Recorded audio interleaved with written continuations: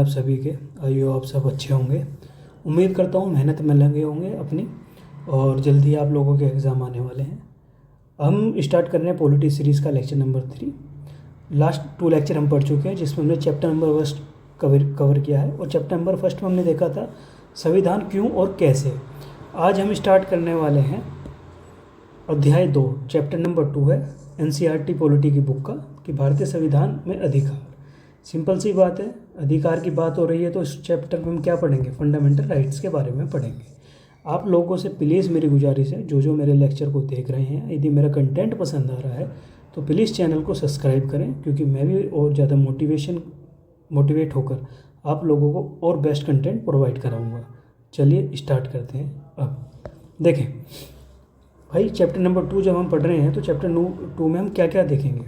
ठीक है, हम देखेंगे इस टॉपिक में कि भाई जो संविधान है ना, जो संविधान में जो हमारे फंडामेंटल राइट हैं उनके बारे में पढ़ेंगे इस चैप्टर में। और हमको पता है कि कोई कॉन्स्टिट्यूशन में जो फंडामेंटल राइट है वो पार्ट 3 में आते हैं। किस में आते हैं? पार्ट 3 में आता है। और DPS भी किस में आता है? पार्ट 4 में। ठीक है, और जो फंडामेंटल ड्यूटीज़ है वो पार्ट 4A में आता है। ठीक है, टेंशन ना लीजिए, जिनको नहीं पता इस बारे में, आने वाले सीरीज़ लेक्चर्स में हर चीज़ कवर करेंगे। अभी फ़िलहाल फंडामेंटल राइट को कवर करने वाले हैं हम। ठीक है, आइए तीसरे भाग में फंडामेंटल राइट्स, मौलिक अधिकारों का वर्णन किया गया है। प्रत्येक मौलिक अधिकार के प्रयोग की एक सीमा का भी उल्लेख है। सीमा का भी एक उल्लेख है, मतलब एग्जाम्पल के तौर पर मैं आपको ये समझा देता हूँ कि मान लो आर्टिकल नंबर 9 अनुच्छेद आपको बोलने की और अभिव्यक्ति की स्वतंत्रता देता है। ठीक है, किसकी स्वतंत्रता देता है आपको? वाक, मतलब बोलने और अभिव्यक्ति की फ्रीडम देता है। ठीक है, अभिव्यक्ति की स्वतंत्रता देता है। अब मान लो कोई आपको बोलने की छूट देने लगे, क्या देने लगे? बोलने की छूट देने लगे। इसका मतलब ये थोड़ी ना है कि आप उसको अपशब्द बोलोगे, अपमान करोगे उसका, है ना, तो वो गलत हो जाएगा। कोई भी बात होता है या कोई बात हम कहते हैं तो वो एक कानून के दायरे में कहते हैं। ठीक है, सिंपल सी बात है। यदि हम वो कानून के दायरे में और एक जो भाषा है ना, जो बोल सकते हैं कि आप एक सम्मान की भाषा है, यदि हम उसकी लिमिटेशन क्रॉस कर देते हैं तो कहीं ना कहीं वो एक उस पर कानूनी कार्रवाई हो सकती है। सिंपल सी बात है। ठीक है, तो आर्टिकल नंबर 19 भी आपको क्या दे रहा है? आपको बोलने की स्वतंत्रता दे रहा है। ठीक है, लेकिन वो फ्रीडम आपको दे रहा है एक लिमिटेशन के साथ, कि आप जब भी कुछ बोलोगे तो एक तो कानूनी रूप से उचित होना चाहिए, दूसरी बात उसमें क्या होनी चाहिए? सम्मान की भाषा होनी चाहिए। ठीक है, तो वही वाली बात है कि प्रत्येक मौलिक अधिकार के प्रयोग की सीमा का भी उल्लेख है हमारे कॉन्स्टिट्यूशन में। बीते 50 वर्षों में अधिकारों के जो हमारा एक रूप है वो चेंज भी हुआ है। ठीक है, आने देश आज़ाद हुआ है, फिर बहुत सारी चीज़ें हुई हैं कि हमारे जो फंडामेंटल राइट्स हैं उनमें काफ़ी चेंज भी हुआ है। हम इस बारे में बात करेंगे। ठीक, आइए अब देखते हैं इस अध्याय में आपको निम्न बातों का ज्ञान होगा। किन किन बातों का ज्ञान होगा हम अब वो देखने वाले हैं इस टॉपिक में ना, कि देखो कौन कौन से हमारे मौलिक अधिकार हैं, कैसे उनको सुरक्षित किया जाता है, न्यायपालिका की क्या भूमिका रही है, और मौलिक अधिकारों और DPSP के क्या डिफरेंस है। ठीक है, दोनों के बारे में बात करेंगे, इन डिटेल बात करेंगे।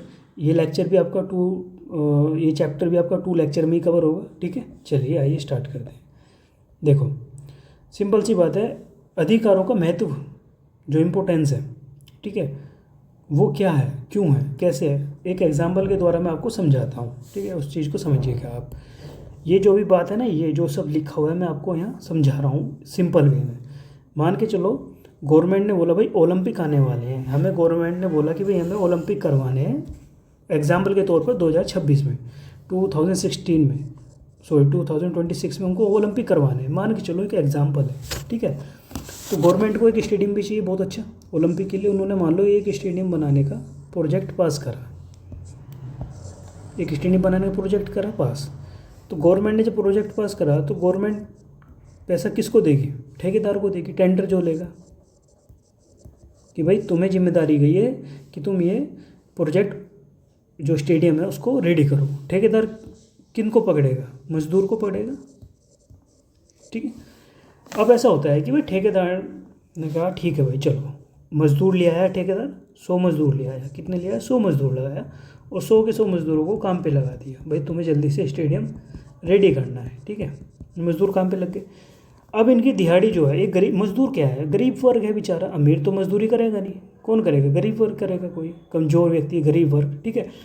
तो ठेकेदार ने बोला भाई देखो ऐसा है, मैं तुम्हें दूंगा 20 रुपये पर डे के हिसाब से, प्रतिदिन 20 रुपये दूंगा।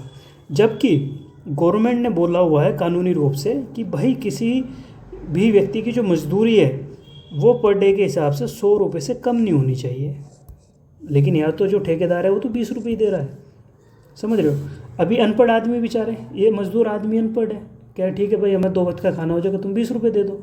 इन्होंने भी काम स्टार्ट करा, ठीक है। बाहर से एक एनजीओ वाला व्यक्ति आया, ये एनजीओ से जुड़ा हुआ था, मान लो किसी सोशल रिफॉर्म वाले एनजीओ से जुड़ा हुआ था जो सामाजिक कल्याण के काम करते हैं। वो गुजर रहा था यहाँ से, उसने देखा स्टेडियम में काम चल रहा है, वो अंदर चला गया। उसने एक मज़दूर से पूछा, इस मज़दूर से उसने पूछा भाई तुम्हारी दिहाड़ी कितनी है। ये बोला साहब मुझे तो 20 रुपये देते हैं। जबकि ये व्यक्ति जो एनजीओ का ये जानता है कि भाई गवर्नमेंट ने तो बोल रखा है 100 रुपये पर डे मजदूरी है, वेजिस है, ये 20 रुपये क्यों दे रहा है, ठीक है। तो ये क्या हुआ, ठेकेदार ने इनका क्या करा, इनका करा शोषण, ठीक है, इनका करा हरासमेंट, ठीक है। जहाँ बेचारे ये 100 रुपये लेते अपनी मजदूरी के, क्या पता 2-4 सब्जी फल फ्रूट एक्स्ट्रा खाते या 80 रुपये सेविंग करते, बहुत सारा काम एक्स्ट्रा होता। लेकिन उन चीज़ों से तो वंचित हो गए ना, क्योंकि इन्हें तो 20 रुपये दिए जा रहे हैं। 20 रुपये में बेचारे अपना खाना खा के गुजारा कर रहे हैं एक टाइम का। 100 रुपये में ये 3 टाइम का खाना भी खाते, कुछ सेविंग भी करते, लेकिन इस चीज़ से वंचित कर दिया गया इनको। तो इनका क्या हुआ, शोषण हुआ, सिंपल सी बात है ना। अब जो शोषण हुआ, ठीक है, तो अब एनजीओ वाले व्यक्ति ने देखा कि भाई इनका तो क्या हो गया, इनका तो फंडामेंटल राइट जो है उसका एबोलिश हो गया, मतलब उसका उल्लंघन करा, शोषण के विरुद्ध अधिकार का उल्लंघन कर दिया, ठीक है। अब वो आप कहोगे सर ये, अब देखो यहाँ बताता हूँ मैं आपको कि देखो ये सिंपल सी बात यहाँ है। 1980-21 में एशिया के खेलों से पहले एक निर्माण कार्य दिया गया कि भाई तुम्हें एक स्टेडियम का काम करना है। ठेकेदार ने बड़ी संख्या में गरीब मिस्त्री मजदूर की भर्ती कर ली, ठीक है। वो भी बेचारे कमज़ोर दशा में था, और भी कमज़ोर दशा, शरीर से कमज़ोर है, खाना नहीं मिल रहा, कुछ नहीं मिल रहा, लेकिन उनसे काम लिया जा रहा है ना, और दिए भी 20 रुपये जा रहे हैं सिर्फ। सरकार द्वारा निर्धारित न्यूनतम मजदूरी से भी कम मजदूरी दी गई, ठीक है। वहाँ से एक टीम गुजर रही थी, तो सर्वोच्च न्यायालय में एक याचिका दायर की गई। मैंने बोला ना अभी कानूनी कार्रवाई करेंगे, याचिका दायर की गई, ठीक है। उन्होंने दलील दी कि भाई न्यूनतम मजदूरी से कम मजदूरी देना क्या है, वो है बेगार बंधुआ मजदूरी जैसा है। कैसा, बेगार बंधुआ, भाई जो मजदूरी है तुम वो तो दे नहीं रहे, ठीक है, और उससे ज़्यादा बिल्कुल ही ना के बराबर मजदूरी दे रहे हो, मतलब पैसा जेब में आना ना आना बराबर है, तो वह कैसी मजदूरी होती है, बेगार, ठीक है, बंधुआ मजदूरी जैसा है, ठीक है। और नागरिकों को मिला है शोषण के विरुद्ध अधिकार, मिलो जो हमारा शोषण करेगा हम उसके खिलाफ कोर्ट में जाएंगे, भाई हमारा क्योंकि शोषण किया गया उसके खिलाफ उन्हें अधिकार है बोलने का, ठीक है। अब आपको मैं ये चीज़ें डिटेल में समझाऊंगा कैसे, जस्ट वेट, मैं एक पेज ऐड कर लेता हूँ।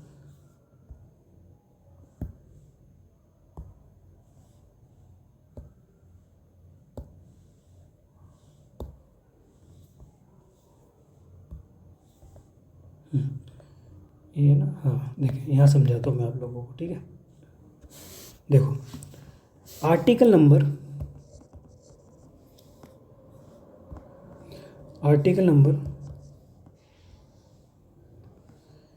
23 to 24 अनुच्छेद, भारतीय संविधान के अनुच्छेद 23 और 24 में बात की गई है किसकी, शोषण के विरुद्ध अधिकार की।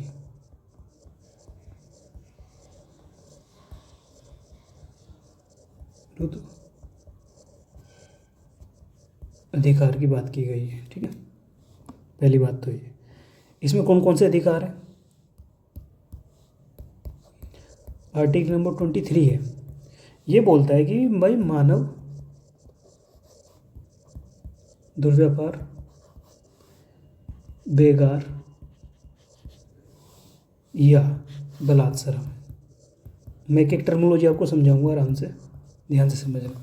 देखो जो दुर्व्यवहार है, यदि कोई ऐसा करता है तो उस इंसान जिसके लिए ये हो रहा है, जिसके लिए वो किया जा रहा है, वो व्यक्ति सीधा सुप्रीम कोर्ट में जा सकता है कि भाई बोल सकता है कि भाई मेरे जो फंडामेंटल राइट है उनका उल्लंघन किया जा रहा है, मेरा शोषण किया जा रहा है, ठीक है। तो मानव दुर्व्यवहार में क्या क्या शामिल होते हैं, जैसे कि कोई भी पुरुष महिला और बच्चों के खरीद, मतलब पुरुष महिला बच्चों, यदि कोई मानव का व्यापार कर रहा है, उनको बेच रहा है, खरीद रहा है, ठीक है, कि खरीद बिक्री, ठीक है, ये शामिल है। पहला तो पॉइंट ये शामिल है मानव दुर्व्यवहार में। दूसरा क्या शामिल है, दूसरा है देवदासी प्रथा हो गई, ठीक है। तीसरा वेश्यावृत्ति होगी, वेश्यावृत्ति, ठीक है, आप समझ रहे हो वेश्यावृत्ति, ठीक है, देवदासी प्रथा, ठीक है, पुरुष महिला और बच्चों के खरीद और बिक्री करना, ठीक है, या दास प्रथा हो गई। यदि कोई भी ऐसा काम करता है कि भाई वो महिलाओं का, पुरुष का और बच्चों का जो है उनका देह बेच रहा है, शरीर बेच रहा है, या उनको व्यापार कर रहा है, ठीक है। दूसरी बात, या कोई देवदासी प्रथा भी जारी है किसी मंदिरों में, किसी महलों में, कहीं भी किसी भी घर में देवदासी प्रथा है या वेश्यावृत्ति चल रही है या दास रखे जा रहे हैं, तो वो क्या है, वो उल्लंघन है आर्टिकल नंबर 23 के तहत, ठीक है। वो क्या माना जाएगा, उल्लंघन माना जाएगा, ठीक है।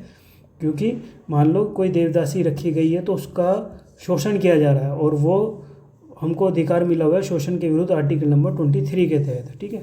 तो ये आप लोगों को समझना होगा, ठीक है। अब बात कर रहे हैं बेगार की। बेगार का मतलब होता है आपको बिना मजदूरी दिए काम पर करना, मतलब आपसे काम लेंगे, आपसे काम तो कराया जाएगा बट आपकी जो मजदूरी है वो नहीं दी जाएगी, मतलब फ्री में काम करवाना, जोर जबरदस्ती से दबाव बना के काम करवाना, जिसे बोलते हैं बंधुआ मजदूर। क्या बोलते हैं, बंधुआ मजदूर। बेगार और बालाश्रम एक ही मतलब यही है, इसमें भी जोर देकर काम करवाना बिना मजदूरी के, ठीक है। जो भी ऐसा काम करवाएगा वो उल्लंघन करता है आर्टिकल नंबर 23 का, ठीक है। शोषण के विरुद्ध अधिकार आर्टिकल नंबर 23 और 24 आता है। 23 हमने देख लिया, अब हम देख रहे हैं 24। आर्टिकल नंबर 24 क्या बोलता है भाई, आर्टिकल नंबर 24 ये बोलता है कि भाई कारखाने जो हैं, मैं बोलता हूँ कारखानों या फैक्ट्री आदि में जो बच्चे हैं, बालकों के कार्य करने पर प्रतिबंध।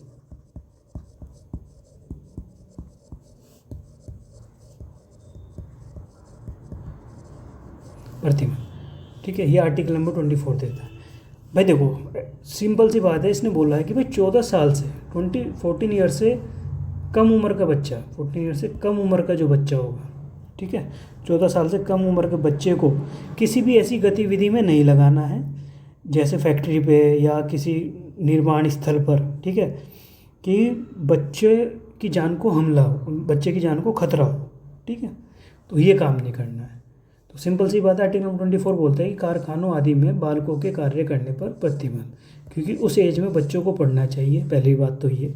दूसरी बात है कि वे बच्चे हैं, शरीर से नाजुक हैं, इसलिए उनको फैक्ट्री जैसे कामों में या पुल निर्माण या रेलवे में काम करने पर रोक लगानी चाहिए यदि वो 14 साल से कम का है, क्योंकि इससे उसकी जान को खतरा हो सकता है, ठीक है। ये भी एक हमारा फंडामेंटल राइट है, आर्टिकल नंबर 24, जो कि आता है शोषण के विरुद्ध अधिकार में, ठीक। अब आप मेरी बात समझ गए होंगे, चलिए आगे बढ़ते हैं। ये तो होगी बात ये कि भाई हमारा फंडामेंटल राइट इंपॉर्टेंट क्यों है। भाई यदि मान लो हमारे फंडामेंटल राइट नहीं होते तो इनके हक की लड़ाई कौन लड़ता मजदूरों की, बताओ। बच्चों को कौन रोकता, बच्चों को कार्य करने से कौन रोकता, उनको नुकसान होता, उनको जो शारीरिक हानि होती, जो उनको मानसिक हानि होती, उनका उत्पीड़न होता, उस पर कौन रोक लगाता यदि हमारे फंडामेंटल राइट नहीं होते। यदि फंडामेंटल राइट नहीं होते तो ये आज भी देवदासी प्रथा चल रही होती, कोई महिला अपने जो डिग्निटी जीने का अधिकार है वो खो चुकी होती, वेश्यावृत्ति चल रही होती, ठीक है, दास प्रथा भी जिंदा होती। दास प्रथा का मतलब वही बेकार या बालाश्रम की जोर जबरदस्ती से रखना दास को, अपने काम लेना, उसको तनख्वाह नहीं देना, बंधुआ मजदूर जिसको बोलते हैं, ठीक है, या माल बच्चों के पुरुष के महिलाओं के जो खरीद बिक्री होती, तो ये सब क्या होता है, ये हमको क्या कर रहा होता, ये सब हमको देश के विकास को होने से रोकते। ठीक है, चलिए आगे बढ़ते हैं।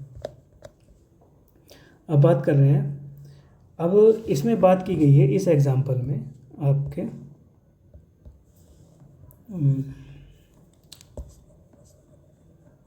ऑफ कर देता हूँ, चलिए बात की गई मचल लालूम। मचल लालूम कौन है? ठीक है भाई, अब आप मान के चलो, देखो मैं आपको सीधी सी बात बता के चल रहा हूँ, पहले ही पढ़ा देता हूँ आपको। देखो मचल लालूम को जब गिरफ्तार किया गया था वो 23 साल का था। पहली बात तो ये, लालूम असम से जुड़ा हुआ व्यक्ति था। ठीक है, आरोप था कि उसने किसी को गंभीर चोट पहुंचाई है। बाद में पता चला कि भाई वो मानसिक रूप से अस्वस्थ है, मतलब थोड़ा मानसिक रूप से परेशान है। ठीक है, अब उसको अस्पताल में भर्ती करवा दिया गया। वो एक कैदी के रूप में अस्पताल में भर्ती हुआ। अब उसका इलाज हुआ, सफलतापूर्वक इलाज भी हो गया थोड़े ही समय में। ठीक है, डॉक्टरों ने जेल अधिकारियों को 2 बार बोला और चिट्ठी भेजी कि भाई ये स्वस्थ है, आप इसे ले जाओ और इस पर मुकदमा चला लो। ठीक है, डॉक्टरों ने 2 बार चिट्ठी भेजी कि भाई आप इसे ले जाओ और इस पर अब आप मुकदमा चला सकते हो। लेकिन किसी ने भी उस पर ध्यान नहीं दिया। जब ध्यान नहीं दिया तो वो बेचारा न्यायिक हिरासत में बना रहा, ना तो उसका दोष सिद्ध हो रहा, ना उसको दंड मिल रहा, ना उसकी कार्रवाई पूरी हो रही, क्योंकि वो तो अस्पताल में अभी कारागार के जेल वाले अस्पताल में है। ठीक है, ना उस पर सुनवाई हुई, ना उसको दोषी ठहराया गया, ना निर्दोष ठहराया गया, उसको कुछ नहीं ठहराया गया। वो बेचारा बस बंद है न्यायिक हिरासत में। ठीक है, अब 2005 से उसे जेल में छोड़ा गया। कब छोड़ा गया? 2005 में। और जेल अधिकारियों को ने 2 बार, अस्पताल वालों ने, जो डॉक्टर थे, जो ये पागल खाने में जब था ये, जहाँ इसका अस्पताल में इलाज चल रहा था, जब डॉक्टरों ने जेल अधिकारियों को 2 बार चिट्ठी लिखी ना, वो किस सन में लिखी थी? 1967 से 1996 में। और अब हो गए इसको 2005। 2 बार चिट्ठी, एक बार चिट्ठी लिखी 1967 में जब ये कभी गिरफ्तार हुआ होगा, और एक बार चिट्ठी लिखी 1996 में कि भाई इसे ले जाओ यार। ठीक है, और छोड़ा गया इसको 2005 में। वो भी उस समय वो 77 साल का हो गया था। कितने साल का? 77 साल का। जब गिरफ्तार हुआ था कितने साल का था? 23 साल का था। ठीक है, तो वो 54 वर्ष हिरासत में रहा, 54 साल हिरासत में रहा। कितनी बड़ी बात है। ठीक है, उसके मुकदमे की एक बार भी सुनवाई नहीं हुई। ठीक है, लेकिन छूटा कैसे? अब आप ही सुनो। जब राष्ट्रीय ह्यूमन राइट्स कमीशन, ठीक है, द्वारा नियुक्त एक टीम ने राज्य में जो बंदी थे उनकी जांच करी, चाहे वो अस्पताल में बंद हो, कारागार अस्पताल में बंद हो, चाहे किसी जेल में बंद हो, तब जाकर उन्होंने देखा कि यार ये तो बेचारा अपने बेगुनाही की सजा अब तक भुगत रहा है। ठीक है, 54 साल से। तब जाके उसको छोड़ा गया। मतलब कहने का ये है कि हमारा संविधान सभी नागरिकों को जीवन और स्वतंत्रता का अधिकार तो देता है, बट वो ग्राउंड लेवल पर यदि सही डायरेक्शन से इम्प्लीमेंट नहीं हुआ या लागू नहीं हुआ, ठीक है, मतलब कहने का वैसे तो लागू है फंडामेंटल राइट, बट उसका एक मूर्त रूप नहीं मिला उसको। ठीक है, इसका अर्थ है कि हर नागरिक अपने मुकदमे की निष्पक्ष और सुनवाई तो कर सकता है। भाई हमको जीवन और फ्रीडम दोनों का अधिकार है, तो हम अपने मुकदमे की निष्पक्ष सुनवाई तो कर सकते हैं। बट लालूम का मामला उस स्थिति का संकेत देता है जब संविधान द्वारा दिए गए अधिकार व्यवहार में पर्याप्त नहीं होते। मतलब वो वैसे तो दिए गए हैं, बट भाई व्यवहार में तो नहीं है ना, ज़मीनी स्तर पर तो लागू नहीं हुए हैं, उन्हें तो दिक्कत कर देगा वो। समझ रहे हो? तो ये भी एक बात है इसमें। ठीक है, इसलिए हमारे अधिकार क्यों जरूरी है यदि वे व्यवहार में प्राप्त नहीं होते हैं। समझ रहे हो? चलिए, अब आप यहाँ एक सिचुएशन देखो। अगर लालूम धनी और ताकतवर होता तब क्या होता? यदि वो धनी और ताकतवर होता, उसके पास पैसा होता, तो कब तक का छूट जाता, है ना। यदि निर्माण करने वाले ठेकेदारों के साथ काम करने वाले लोग इंजीनियर होते, मजदूर नहीं होते, तो क्या होता? इंजीनियर पढ़े लिखे होते, शिक्षित होते, मजबूत होते, वे अपनी आवाज़ उठा लेते। ठीक है, क्या उनके साथ भी अधिकारों को इस तरह हनन होता? नहीं होता। जिस पे पैसा है वो क्यों हनन होगा? वो बोलेगा भाई ठीक है ठेकेदार, हम इंजीनियर हैं, तो हमारा कैसे हनन कर सकते हैं, हम कहीं और काम देख लेंगे, जरूर थोड़ा ना तेरे देखना है। लेकिन जो मजदूर आदमी है, लाचार है बेचारे, वे तो क्या कहेंगे, हाँ जी बाबूजी चलो हम कर देंगे काम। समझ रहे हो ना? तो इसलिए हमारे फंडामेंटल राइट इसलिए ज़रूरी होते हैं। यदि लालूम को पता होता कि भी उसको फंडामेंटल राइट मिला हुआ है, तो वो कब तक की कोर्ट में जाके सुनवाई कर देता, कब तक कर देता, है ना। बट वो मानसिक रूप से इसलिए बोलते हैं, यदि ज़रूरी नहीं कि सबके साथ ऐसा हो, जो जागरूक है वो अपना लड़ाई लड़ सकता है क्योंकि उसको पता है फंडामेंटल राइट है हमारे पास, ठीक है। तो इसलिए बोलते हैं कि भाई फंडामेंटल राइट होना बहुत ज़रूरी है आप लोगों का, वो आपके चहुमुखी विकास करता है। एक क्वेश्चन बनता है कि जो फंडामेंटल राइट है वो इंसान के लिए ज़रूरी क्यों है, क्योंकि वो इंसान में चहुमुखी विकास करता है।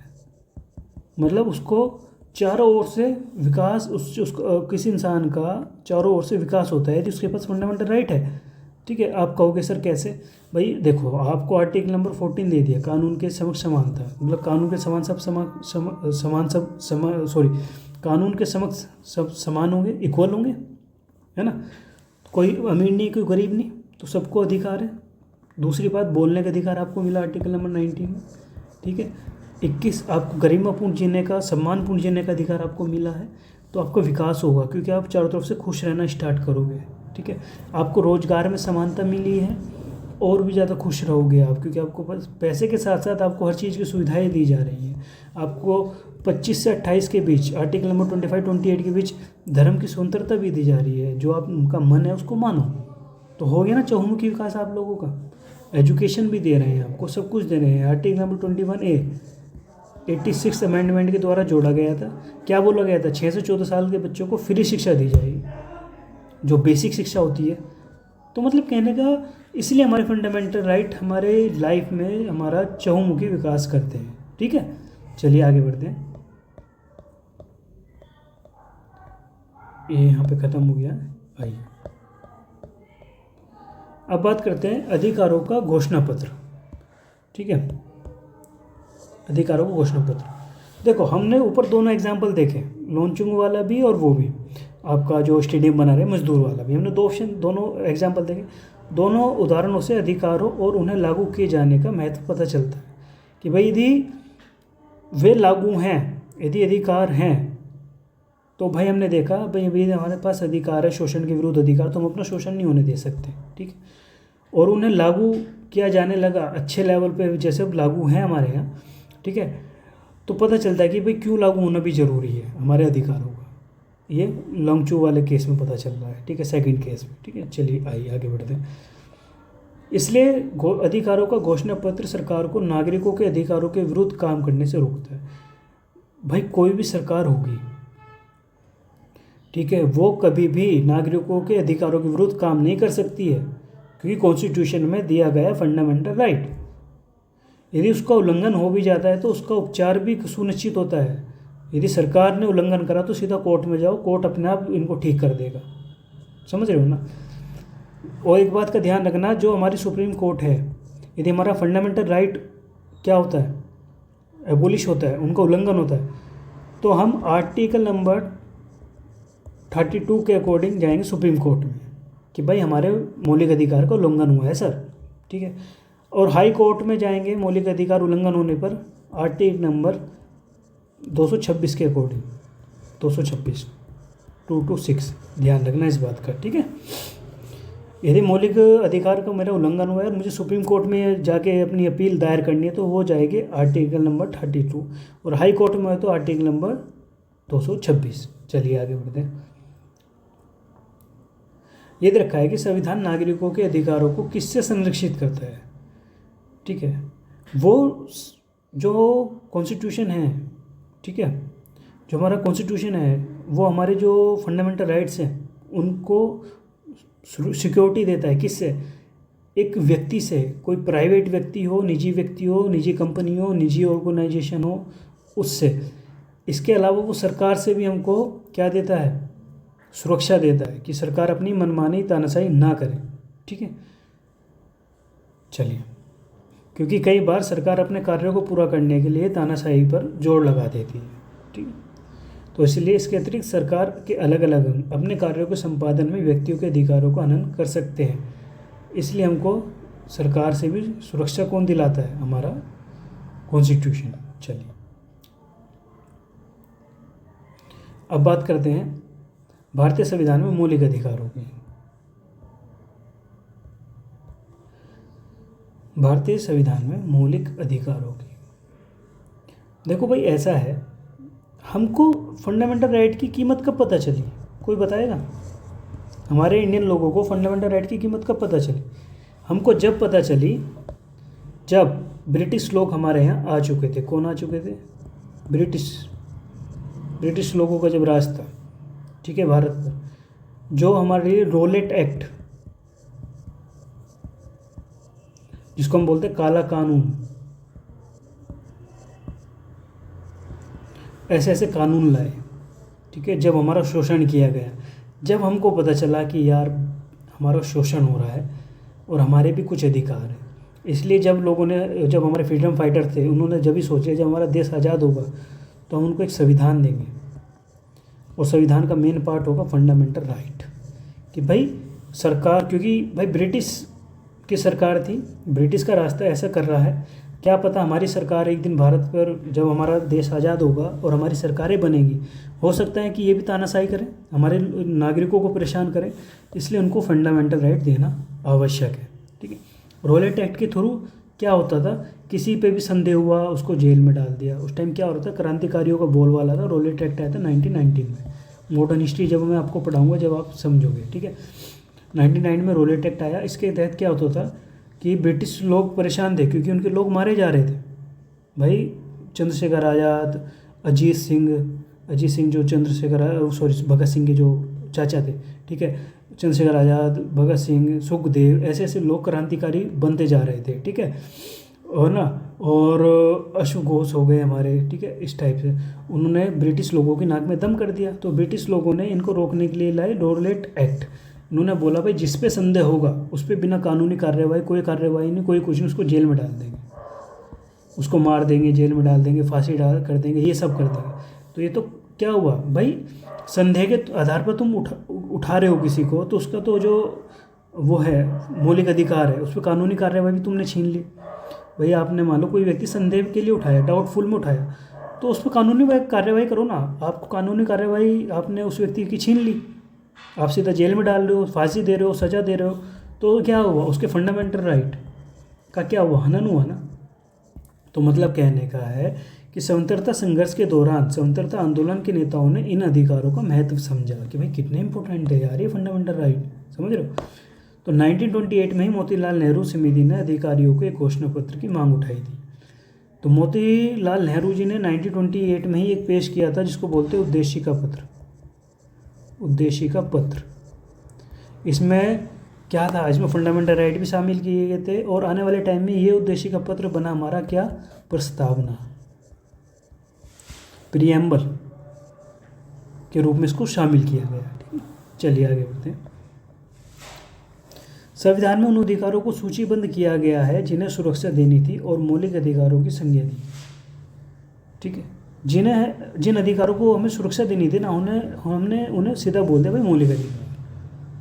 प्रेस की फ्रीडम हो गई, बोलने की स्वतंत्रता हो गई, ये तो बहुत सारी चीज़ें जरूरी थी। लोगों को सम्मानपूर्ण जीना होगा, हर धर्म की मान्यता है हमारे देश में 25 से 28 के बारे में।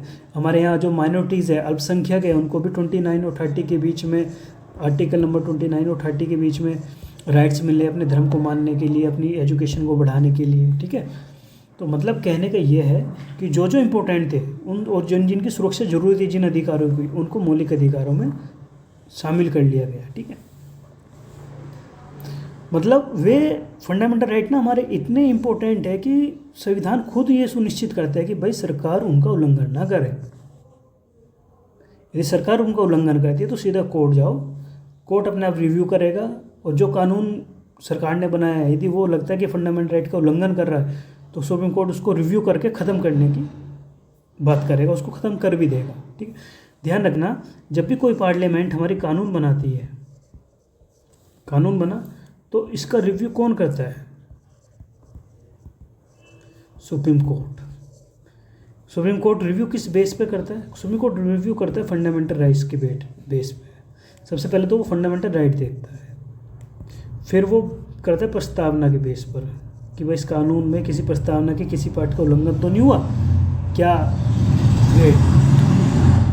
सॉरी साउंड के लिए भाई बुलेट गई थी ना, उसके लिए। चलिए आगे बढ़ते हैं। सुप्रीम कोर्ट कानून का रिव्यू कैसे करेगा, प्रस्तावना के बेस पर करेगा, फंडामेंटल राइट देखेगा, डीपीएसपी देखेगा, ठीक है, फिर आपका फंडामेंटल डीपीएसपी देखेगा। ये इन तीन चीज़ों पर देखता है कि भाई यदि किसी चीज़ का भी उल्लंघन हो रहा है तो उसको कानून को सुप्रीम कोर्ट क्या करेगा, निरस्त कर देगा या बोलेगा भाई इसमें संशोधन करो, दोबारा इस चीज़ को बना के लाओ, ठीक। तो ये पावर है सुप्रीम कोर्ट की।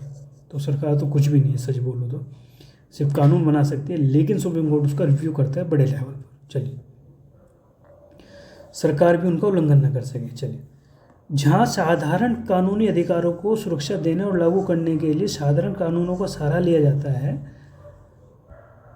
वहीं मौलिक अधिकारों की गारंटी और उनकी सुरक्षा खुद संविधान करता है। आप कहोगे सर कैसे? वो ऐसे, जो हमारे सामान्य अधिकार हैं ना, जो हमारे सामान्य कानून है, संसद उनको कानून बनाकर चेंज कर देगी, जो सब नॉर्मल राइट्स हैं, ठीक है। बट जो हमारे फंडामेंटल राइट है, सरकार को यदि उसमें चेंज करना है तो भाई उसको संविधान संशोधन के द्वारा करना पड़ेगा। किसके द्वारा? संविधान संशोधन के द्वारा करना पड़ेगा। अब आप कहोगे सर ये संविधान संशोधन टर्म क्या है, इसके बारे में बताओ।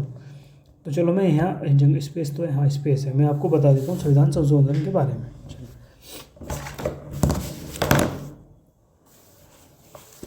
देखो भाई, हमारे कॉन्स्टिट्यूशन में आर्टिकल नंबर 368 है, इसको बोलते हैं संविधान संशोधन। इसमें आता है संविधान संशोधन। संशोधन समझ रहे हो ना? संविधान में, कॉन्स्टिट्यूशन में चेंज करना, किसी रूल्स में, किसी नियम में, किसी चीज़ में, ठीक है, संविधान संशोधन, ठीक है। ये आता है आर्टिकल नंबर 368 के द्वारा अंडर में, ठीक है। अब मैं बात कर रहा हूँ ये काम कैसे करता है। यदि मुझे मान लो फंडामेंटल राइट में चेंज करना है तो मुझे संविधान संशोधन लाना पड़ेगा। जो संविधान संशोधन लाते हैं ना, वो कोई भी ला सकता है, कोई मंत्री, जिसको हम बोलते हैं सरकारी मंत्री, या गैर सरकारी मंत्री। सर मतलब अंतर क्या है? देखो, जो सरकारी मंत्री जो हमारे कैबिनेट के मिनिस्टर होते हैं वो, और गैर सरकारी जो हमारे यहाँ सिंपल एमएलए वगैरह जो चुने जाते हैं वो गैर सरकारी मेंबर है। दोनों में से कोई भी प्रस्ताव ला सकता है कि भाई हमें फंडामेंटल राइट में चेंज करना है, क्या करना है, बदलाव लाना है, संशोधन करना है। लिया है, ये प्रस्ताव लिया है। अब इस प्रस्ताव को लाने के लिए आपको राष्ट्रपति की अनुमति की जरूरत नहीं है। बाकी जो विदाउट संविधान संशोधन है, जैसे हमारा धन विधेयक हो गया, जिसको बोलते हैं मनी बिल, उसको लाने से पहले आपको राष्ट्रपति की सहमति की जरूरत होती है। बट संविधान संशोधन जब हम लाते हैं उसका प्रस्ताव, तो हमें राष्ट्रपति की परमिशन की ज़रूरत नहीं है, अनुमति की ज़रूरत नहीं होती है। पहली बात तो ये समझ गए।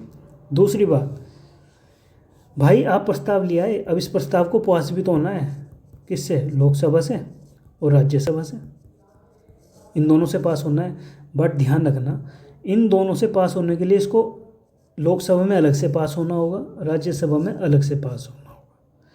दोनों जगह अलग अलग पास होंगे, ठीक है। जब ये दोनों अलग अलग, जब ये प्रस्ताव लोकसभा में पास हो जाता है और राज्यसभा में पास हो जाता है, ठीक है, तो फिर राष्ट्रपति जो है इस विधेयक को या इस प्रस्ताव को, जो एक कानून लाए फंडामेंटल राइट बदलाव के लिए, उसमें सहमति देगा। ना तो उसको रोकेगा अपने पास, ना ही उसको वापस लौटाएगा कि भाई इस पर आप विचार कीजिए। वो सिर्फ सीधा क्या देगा? सहमति देगा। उसका रीज़न ये है कि भाई वो प्रस्ताव आया, लोकसभा में भी पास हुआ, राज्यसभा में पास हुआ, ठीक है। एक बात ध्यान रखना, यदि फंडामेंटल राइट से जुड़ा हुआ प्रस्ताव आया है तो एक बात का ध्यान रखना भाई, दोनों की जॉइंट बैठक का, जॉइंट मीटिंग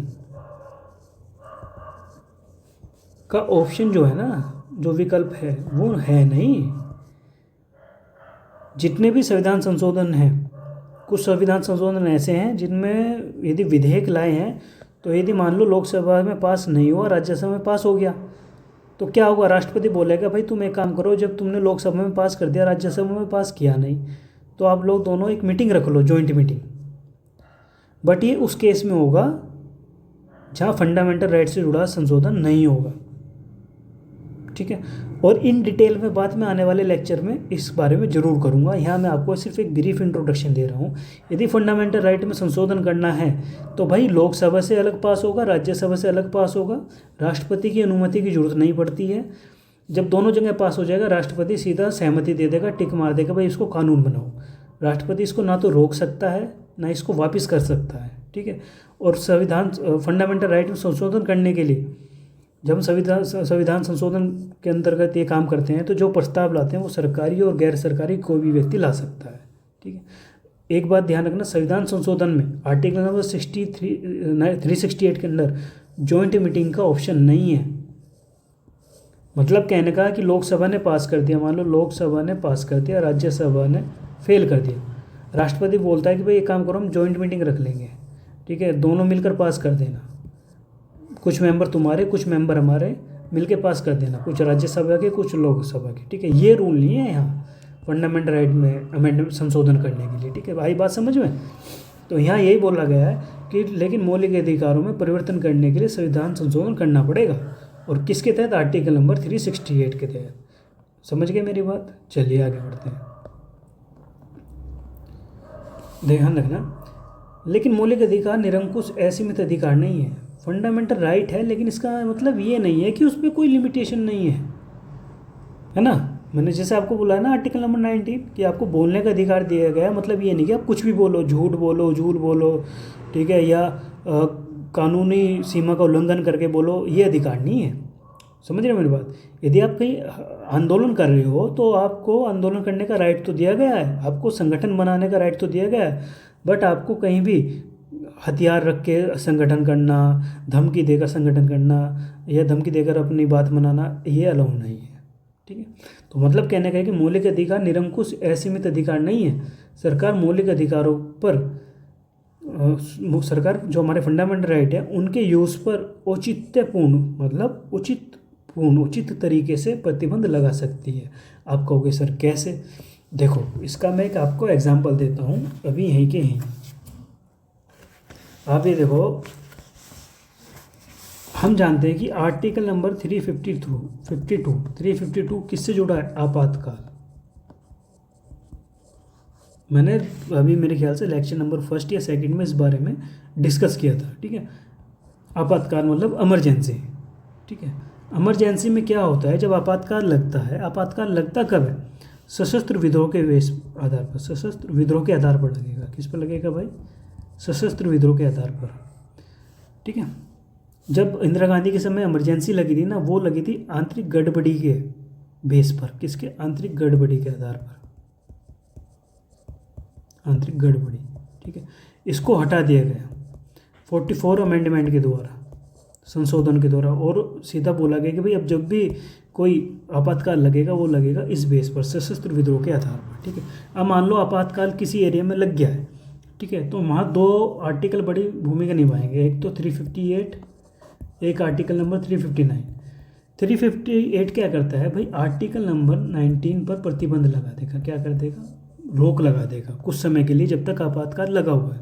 क्यों भाई? मान लो इमरजेंसी लग गई, मान लो हमारे ही एरिया में इमरजेंसी लग गई, ठीक है, और मान के चलो दिल्ली में या मेरठ में इस साइड इमरजेंसी लग गई। जब इमरजेंसी लग गई है तो आप इमरजेंसी में क्या हुआ? एक तो वॉर का समय, युद्ध का समय चल रहा है, लोग तनाव में। अब आप वहाँ बाहर जाके थोड़ा ना कहोगे भाई मुझे बोलने का अधिकार है तो मैं बोल के रहूँगा, मैं आंदोलन करके रहूँगा, या मुझे आवागमन का अधिकार है भाई, मुझे मेरठ से दिल्ली जाना है। बट अरे भाई ये तो देखो इमरजेंसी लगी हुई है, देश पर खतरा मंडरा रहा है, सशस्त्र विद्रोह, ठीक है। जब देश पर खतरा मंडरा रहा है और आपके मेरठ और दिल्ली इस निशाने पर है, ठीक है, और आप कह रहे हो भाई मुझे तो अधिकार है, आर्टिकल नंबर 19 में एक जगह से दूसरी जगह जाने का राइट मिला हुआ है, एक राज्य से दूसरे राज्य, एक शहर से दूसरे शहर, एक गांव से दूसरे गांव में, तो भाई मैं दिल्ली से मेरठ क्यों नहीं जा सकता? मैं तो जाऊंगा। अरे भाई लेकिन आपातकाल लगा हुआ है, हमले हो रहे हैं, जान जा सकती है, कुछ भी हो सकता है, ठीक है। हो सकता है कि संदेह में आप किसी संदेह में आ जाओ, आप पर डाउट होने लगे, कहाँ क्या पता आप किसी और के साथ मिले हो, कुछ भी हो सकता है ना। तो आर्टिकल नंबर 19 को उस टाइम बंद कर दिया जाता है कि मैं ना तो कोई आंदोलन करेगा, ना ही कोई आवागमन कर लेगा, सबकी जो बोलने की स्वतंत्रता है उसको बंद की जाए, क्योंकि अभी आपातकाल का समय है, बहुत क्रिटिकल समय चल रहा है। तो आर्टिकल नंबर 19 को बंद किया जाता है किसके तहत? आर्टिकल नंबर 350 के तहत। आर्टिकल नंबर 359 क्या करता है? Article number 359 article number 20 and 21, मतलब 20 का मतलब है कि आपका जो आर्टिकल नंबर 20 क्या बोलते हैं? दो सिद्धि से संरक्षण, ठीक है। और 21 को छोड़कर, इनको छोड़कर ऑल फंडामेंटल राइट है उनको क्या कर दिया जाता है? समाप्त कर दिया जाता है। मतलब आपातकाल के समय भी आपको गरिमापूर्ण जीने का अधिकार है, आपको स्वच्छता में रहने का अधिकार है, आपको मतलब आपकी जो जीवन की स्वतंत्रता है वो आपको मिली हुई है फिर भी, ठीक है। आर्टिकल नंबर 21 ये बोल रहा है। लेकिन आर्टिकल नंबर 20, ठीक है, दोषपूर्ण सिद्धि का संरक्षण आपको ना, तो मतलब आर्टिकल नंबर 20 में भी आपको ये छूट मिली हुई है 20 और 21, और ये किसके द्वारा मिली है? Article number 359। इन दो को छोड़कर, आर्टिकल नंबर 20 और 21 को छोड़कर ऑल फंडामेंटल राइट क्या हो जाते हैं? बैन हो जाते हैं आपातकाल के समय। इस बात का ध्यान रखें। आर्टिकल नंबर 20 क्या बोलता है आपको? मैं यहाँ समझा देता हूँ ना। हाँ, देखो, जो आर्टिकल नंबर 20 है वो बोलता है भाई, जब तक आपसे पहले तो इसका नाम है दो सिद्धि से संरक्षण, दो सिद्धि से संरक्षण। पहली बात तो ये, मतलब जब तक एग्जाम्पल के तौर पर, जब तक आपने किसी भी कानून का उल्लंघन नहीं किया है तो आप दोषी तो हो ही नहीं सकते। पहली बात तो ये, ठीक है। पहली बात तो ये, यदि कानून का उल्लंघन नहीं है, कानून का उल्लंघन नहीं किया है तो आप दोषी क्या होंगे? नहीं होंगे। दूसरी बात, आपने मान लो कोई रूल तोड़ा है, ठीक है, मतलब आपने सपोज दैट आपने एक व्यक्ति को टक्कर मारी है। क्या मारी है? एक व्यक्ति को टक्कर मार दी है, तो आपको उसकी सज़ा मिल गई। मारी एक बार टक्कर है तो सज़ा भी एक बार ही मिलेगी ना, एक बार ही तो सज़ा मिलेगी, नहीं मिलेगी बताओ? अभी इसकी एक बार टक्कर मारी, एक बार सज़ा मिलेगी, बस। ये नहीं कि एक बार टक्कर मारने आपको 10 बार सज़ा मिल रही है, समझ रहे हो? मतलब कहने का यदि आपने कोई कानून एक बार तोड़ा है तो उसकी सज़ा भी एक बार ही है, ठीक है, एक बार से ज़्यादा नहीं है। पहली बात तो ये, ठीक है। तीसरा पॉइंट आर्टिकल नंबर 20 में आता है कि आपको अपने खिलाफ गवाही देने के लिए आप पर जोर जबरदस्ती नहीं की जा सकती, ठीक है। मतलब कहने का ये है, अब इसका एक एग्जांपल मैं समझाता हूँ आपको। ये जो थर्ड पॉइंट है इसको बोलते हैं स्वयं अभिशंसन, ठीक है। यहाँ लिख लेता हूँ, स्वयं अभिशंसन, ठीक है। मतलब कहने का ये है कि भाई आप किसी भी व्यक्ति को ना खुद के विरुद्ध गवाही देने के लिए मजबूर नहीं किया जा सकता। मतलब कहने का, आपको कोई पुलिस पकड़ के ले गई थाने में, पुलिस ले गई आपको, पुलिस स्टेशन है, थाने में ले गई, उसने बोला भाई ऐसा है, तू इस वाइट पेपर पे लिख, गवाही दे, और बात मान कि तूने दो व्यक्तियों को मर्डर किया है, लेकिन जब किसने किया नहीं, लेकिन इस पर डंडे बज रहे हैं। क्या बज रहे हैं? इस पर डंडा बजाया जा रहा है, लिख भाई लिख। इसने बेचारे ने लिख दिया क्योंकि ये पढ़ा लिखा है। क्या है ये? पढ़ा लिखा। इसने कहा ठीक है भाई, इनने लिख दिया भाई मैंने दो व्यक्तियों का, दो आदमियों का मर्डर किया है, लिख दिया पेज पे। अब इसकी पेशी होगी कहाँ? कोर्ट में। कहाँ होगी? कोर्ट में। अब कोर्ट में जब पेश हुई तो ये जज के सामने खड़ा है, ये व्यक्ति जज के सामने खड़ा है। इसने सीधा बोल दिया भाई देखो सर जी, माय लॉर्ड, मेरे पे दबाव बनाया गया था कि मैं अपने खिलाफ गवाही दूं। तो अब इसने जो इस पेज पे जो गवाही दे दी ना, उसको कोई मतलब नहीं रहा, उसकी कोई वैल्यू नहीं रही, ठीक है। इसकी गवाही की क्या नहीं रही? कोई वैल्यू नहीं रही। बात समझ रहे हो मैं क्या कहना चाह रहा हूँ?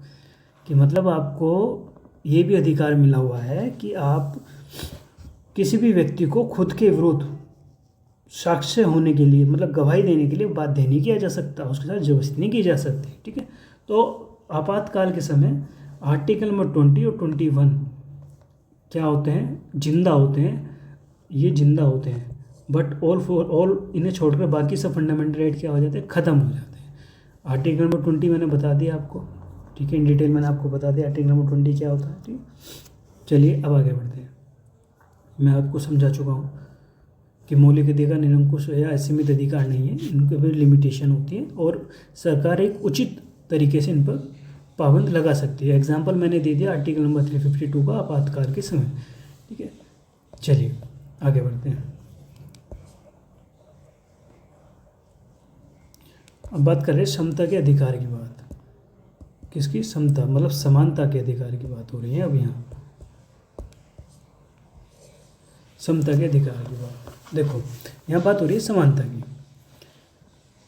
स्वदेश कुमार, एक एग्जांपल लेके चलो, मैं बात आपको यहाँ बता देता हूँ इस पॉइंट में क्या क्या गया है। ठीक है, मान लो एक चाय की दुकान है। क्या एक चाय की दुकान है? यहाँ पड़ी है टेबल। क्या पड़ी है? टेबल पड़ी है। ये चाय वाला है, ठीक है, ये चाय बना रहा है। क्या बना रहा है? ये इसके हाथ में ये मान के चलो भगोना है, ये चाय बना रहा है। ठीक है, यहाँ दो व्यक्ति बैठे हैं। ये स्वदेश है और ये स्वदेश का दोस्त है। ठीक है, ये चाय वाला आया, चाय वाला स्वदेश को जानता था, इसको तो जानता था क्योंकि इसी के गांव का है। ठीक है, ये बाहर से आया, एक दोस्त है उसका स्वदेश का। ठीक है, इससे आगे चाय वाला पूछता है भाई तुम कौन जात हो, मतलब कौन किस जाति के हो। तो इसने बोला भाई मेरा नाम है मोहन कुमार और मैं दलित हूँ। क्या है? दलित है जाति से। अब भाई ये भी जनरल कैटेगरी के हैं स्वदेश जी, और भाई चाय वाला भी जनरल कैटेगरी का है। ठीक है, अब भाई साहब जी ये क्या करते, इसको स्वदेश को, अपने गांव वालों को चाय देते कप में। किस में? कप में, कांच के कप में। ठीक है, लेकिन जो ये बेचारा दलित है कैटेगरी में, ठीक है, क्योंकि बेचारा तो समाज की कास्टिज्म ने बना दिया इसको। वैसे नहीं है, दो हाथ पैर इसके भी हैं, कपड़े इसने भी अच्छे पहन रखे हैं, लेकिन लोगों की जो तुच्छ मानसिकता है ना जातिवाद को लेके, उसने इसको कमज़ोर बना दिया, जबकि ये इन दोनों से भिड़ सकता है। ध्यान रखना इस बात का।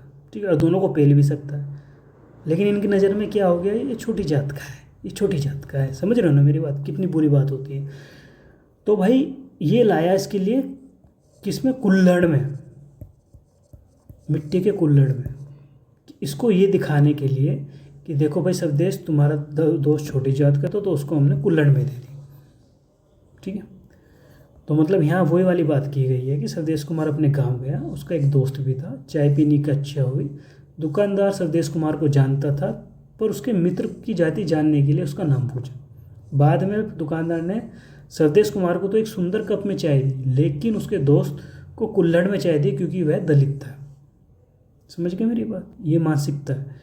अब मान लो इसी बेस पे समता का अधिकार क्यों आवश्यक है, मैं आपको इसलिए बता देता हूँ समता का अधिकार क्यों आवश्यक है। मान लो एक कानून है, कानून तो सबके लिए बराबर होता है। यदि कानून सबके लिए बराबर नहीं होता, ये दलित है, ठीक है, ये एक जनरल कैटेगरी का आदमी है, यहाँ भी कौन बैठा है? यहाँ भी जनरल कैटेगरी का आदमी बैठा है, क्योंकि भाई ऑब्वियसली सी बात है, बरसों से ये सुख भोगते हुए आ रहे हैं। समझ रहे हो नहीं मेरी बात? यहाँ मैं किसी को वो नहीं ठहरा रहा हूँ जिम्मेदार, लेकिन मैं एक बात बता रहा हूँ कि कास्टिज्म की जड़ें कितनी गहरी हैं, समझो।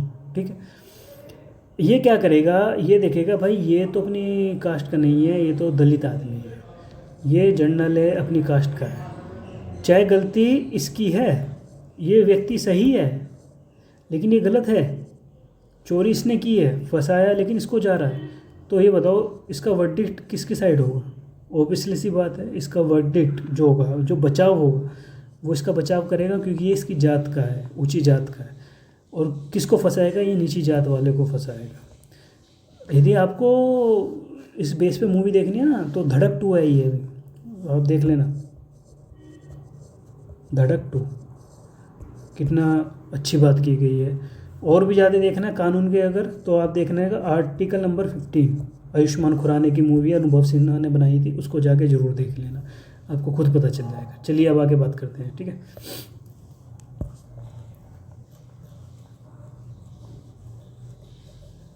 देखो ये बता दिया मैंने कि कानून क्यों समान जरूरी है, सभी के लिए समानता का अधिकार क्यों जरूरी है। फंडामेंटल राइट में article number 14 to article number रुक जाओ, 18 के बीच में क्यों हमको समानता का अधिकार दिया गया है? Right to of equality, right to equality का, समता का अधिकार। ये आर्टिकल नंबर 14 to 18 में आता है और ये फंडामेंटल राइट का ही फंडामेंटल राइट में आता है। ठीक है, ध्यान रखिए। देखो, या अब आप मान के चलो चैनल में समाचार, एक और एग्जांपल लेते हैं। चैनल में समाचार पढ़ने वाले कुल 10 सदस्यों में से केवल 4 को यह आदेश दिया जाता है, एक समाचार कोई पढ़ रहा है, न्यूज़ एंकर है, मान के चलो कितने न्यूज़ एंकर, ठीक है, टोटल है 10 न्यूज़ एंकर। मैं यहाँ समझा देता हूँ, एक मिनट। मान लो कोई न्यूज़ एंकर है, इनकी टीम है, ये 10 है, 10 में से ये 6 हैं, ये 4 है। ये 6 कौन है? मैन है। ये 4 कौन है? वुमेन है। इनकी एज कितनी है? 45 है। इनकी भी एज कितनी है? 45 है। ठीक है, अब क्या हुआ, इनको आदेश दिया कि आप कंटिन्यू पढ़ो, इनको बोला गया तुम रुक जाओ, स्टॉप हो जाओ, क्योंकि ये महिलाएं हैं, ये वुमेन है, 45 साल की हैं, ठीक है, और इनकी उम्र 45 साल से ज़्यादा हो चुकी है। अब इनको रोक दिया जाता है कि भाई तुम्हारी आवाज़ में वो दम नहीं रहा है, या कुछ भी इशू बना देंगे कि तुम्हारी आवाज़ थकने लगी है, तुम बूढ़े होने लगे हो, तुम रुक जाओ, मतलब बहुत सब कुछ इनको फील करा देंगे कि तुम कितने कमज़ोर हो, क्योंकि वुमेन्स को औरतों को कमज़ोरी तो फील कराता है ना हमारा समाज, चाहे वो कोई भी धर्म हो। ठीक है, वे फील करा देंगे कि तुम कितने कमज़ोर हो। और ये भी मान के चलना, इनकी सैलरी यदि 100 रुपये है ना पर आवर की, तो इनकी सैलरी 20 रुपये होगी पर आवर की, या 30 रुपये होगी। इनको वेतन से भी क्या करना पड़ता है? कॉम्प्रोमाइज़ करना पड़ता है वुमेन्स को, और आज भी ये है, समझो मेरी बात। ठीक है, तो इसलिए क्यों ज़रूरत है? इसलिए हमको ज़रूरत है समता के अधिकार की। भाई कानून सबके समान है। यदि ये 4 घंटे न्यूज़ पढ़ेगा तो ये भी 4 घंटे न्यूज़ पढ़ेगी। यदि ये 100 रुपये कमा रहा है तो इनको भी 100 रुपये सैलरी चाहिए वुमेन्स को। ठीक है, तो ये होता है कानून के समक्ष समानता का अधिकार, कि सभी इंसान, चाहे वो किसी भी जाति के हो, किसी भी लिंग के हो, किसी भी निवासी स्थान से हो, चाहे कहीं से भी हो, उनको हक है इक्वालिटी का, समानता का। ठीक है, चलिए, और प्लीज़ मेरा कंटेंट यदि पसंद आ रहा है तो चैनल को प्लीज़ सब्सक्राइब करना। ठीक है, बहुत अच्छे से मैं आप लोगों के लिए ये चीज़ें ला रहा हूँ। ठीक है, आइए स्टार्ट, आगे बढ़ते। मैं वही बात कर रहा ना, चैनल आगे वे समाचार ना पढ़ें, वे सभी महिलाएं थी, सभी को 45 उम्र पार कर चुकी थी, उन पर रोक लगा दी गई। ठीक है, जबकि 2 पुरुष पर यह प्रतिबंध नहीं लगाया गया, औरतों पर लगाया गया। ठीक है, तो इसलिए ज़रूरत होती है हमें समता का अधिकार का।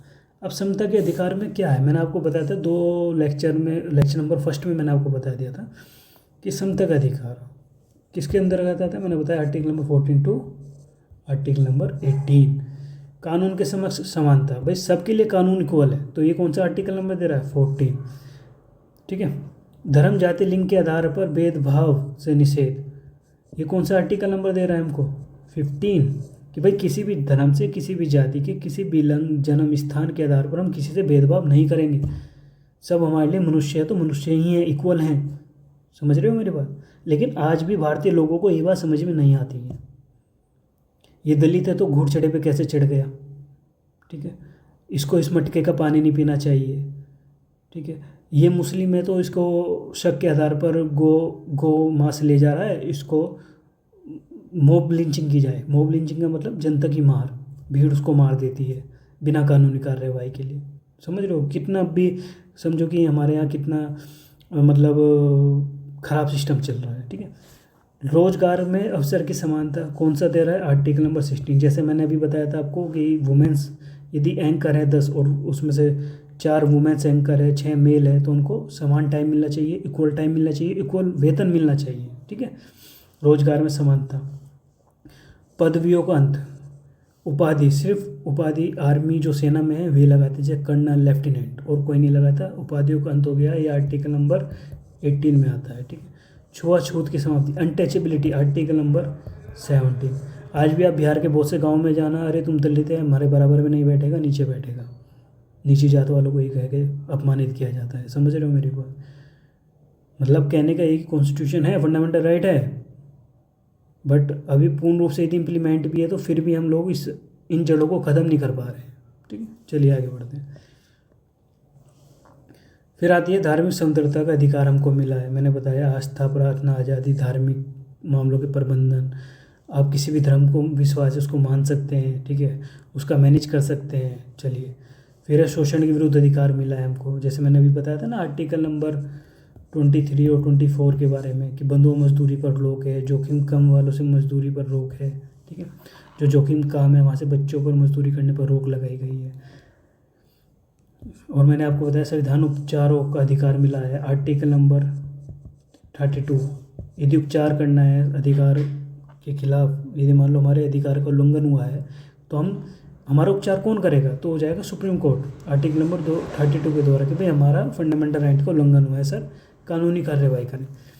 आर्टिकल नंबर 26 226 कहाँ भेजता है, हाई कोर्ट भेजता है, ठीक है, समझ लो। चलिए, ऐसे ही हम स्वतंत्रता और अधिकार, व्यक्ति की स्वतंत्रता बात करते हैं, जैसे भाषण का अधिकार, स्वतंत्रता का अधिकार, शांतिपूर्ण ढंग से जमा होने का, हमको सभा करने का अधिकार है, संगठित होने का अधिकार। एक बात ध्यान रखना, पीसीएस के क्वेश्चन में एक बार आया था, सॉरी यूपीएससी के क्वेश्चन में आया था कि क्या हमें हड़ताल करने का अधिकार है। ध्यान रखना, नहीं, ये हमारा मौलिक अधिकार नहीं है, ध्यान रखना इस बात का। भारत में कहीं भी आने जाने की स्वतंत्रता होती है, भारत के किसी भी हिस्से में बसने रहने की आज़ादी होती है, कोई भी पेशा व्यापार कर सकते हैं, कोई भी मतलब जो कानूनी रूप से उचित हो, जीवन की रक्षा, देश स्वतंत्रता, ये सब अभिव्यक्तियों की सज़ा, ठीक है, ये सब हमें अधिकार दिए गए हैं, मौलिक अधिकार, ठीक है। इन सब चीज़ के बारे में थोड़ा थोड़ा आप लोगों को बता चुका हूँ, यदि आप सीरीज़ फॉलो कर रहे हैं। चलिए आगे बढ़ते हैं। देखिए, समता का अधिकार, ये मैं पढ़ रहा हूँ, एक मिनट। देखो, समता का अधिकार ऐसे अन्य प्रकार के भेदभाव को समाप्त करने का प्रयास करता है। यह सार्वजनिक स्थलों, ठीक है, जैसे दुकान, होटल, मनोरंजन, कुआं, घाट स्थलों में समानता के आधार पर प्रवेश देता है। अब इसका ही एक एग्जांपल मैं आपको देता हूँ। आपने देखा होगा एक वर्डिक्ट आया था 2019 या 18 में, मेरे रिमेंबर जहाँ तक है मुझे कि 2018 में, सबरीमाला मंदिर, ये मे भी केरला या कर्नाटका था, ठीक है।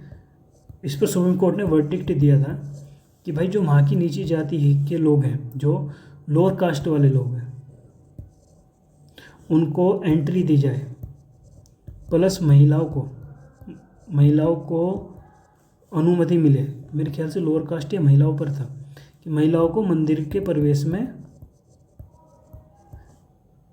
मिले, ठीक है। मतलब कहने का आप ये देखो ना कि अब भी देश आज़ाद होने के बाद सबरीमाला मंदिर पर 2018 में वर्डिक्ट आया था। कहाँ देश 1947 में आज़ाद हुआ था, कहाँ 1949 में 26 नवंबर 1949 में हमारा कानून संविधान लागू हुआ था, ठीक है। तो उसके बाद इतने समय बाद 2018 तक ये चल रहा था कि भाई सबरीमाला मंदिर में महिलाओं को प्रवेश की अनुमति नहीं है, ठीक है। मैं फिर बोल रहा हूँ, सबरीमाला मंदिर में महिला या लोअर कास्ट से रिलेटेड थे दोनों लोग, देख लेना आप एक बार जाके, ठीक है। सुप्रीम कोर्ट ने वर्डिक्ट दिया कि भाई महिलाओं के प्रवेश पर जो पाबंदी लगाई है वो हटाओ, क्योंकि वो कानून के समक्ष समानता, जो समता का अधिकार है, जो फंडामेंटल राइट समता का अधिकार है, उसका उल्लंघन करता है। जैसे सार्वजनिक स्थलों से दुकान, होटल, मनोरंजन स्थल को आश्रम गार्डन उस पर समता के आधार पर प्रवेश देता है, ना कि जाति के आधार पर, भेदभाव के आधार पर, ठीक है। समता के आधार पर सबको समान अधिकार है किसी भी होटल में, दुकान में, मनोरंजन में, धार्मिक स्थल में जाके, पूजा स्थलों पर जाके अपना प्रवेश करने का, ठीक है। चलिए, छुआछूत की प्रथा है समानता की सबसे भद्दा रूप है, जान रहे हैं। समता के अधिकार के द्वारा इसे समाप्त कर दिया गया। आर्टिकल नंबर बताओ कौन सा है, मैंने बताया था 17। अनटचेबिलिटी को ख़त्म कर दिया गया इसके द्वारा। केवल उन लोगों को छोड़कर जिन्होंने सेना या शिक्षा क्षेत्र में गौरव उपलब्धि की राज्य की, किसी व्यक्ति को उपाधि प्राप्त नहीं हुई, ये अलग पॉइंट है। यह आर्टिकल नंबर मैंने बताया था 18, उपाधियों से जुड़ा हुआ है। केवल उन लोगों को छोड़कर जिन्होंने सेना में जैसे लेफ्टिनेंट हो गया और शिक्षा में से कोई प्रोफेसर हो गया, ये उपाधि उनको मिलती है, ठीक है। बाकी किसी भी राज्य के किसी भी व्यक्ति को कोई उपाधि नहीं मिलेगी, ध्यान रखना। अब आगे बढ़ते हैं। अब बात है, क्या आपने संविधान की प्रस्तावना पढ़ी है, प्रियम्बल पढ़ी है? ये नहीं पढ़ी है तो जाके पढ़ लेना, मैं आने वाले लेक्चर में कवर करूँगा। ठीक है। प्रस्तावना में समानता के बारे में 2 बातों को उल्लेख किया गया है। एक तो प्रतिष्ठा की समानता और अवसर की समानता। प्रतिष्ठा मतलब सबका सम्मान होना चाहिए, सबको रेस्पेक्ट का अधिकार है, सबको रोजगार, जो सबको अवसर का सम्मान होना चाहिए। मतलब कि समानता, अवसर की समानता मतलब है कोई कंपनी है, इस पर जॉब निकली है, किसी भी चीज़ की मान लो जॉब निकली है, तो वो किसी भी बिरादरी का हो, किसी भी चीज़ का हो, कुछ भी हो, सबको अवसर होना चाहिए इसका फॉर्म भरने का। ठीक है। अवसर की समानता का अर्थ है कि समाज के सभी वर्गों को समान अवसर मिले।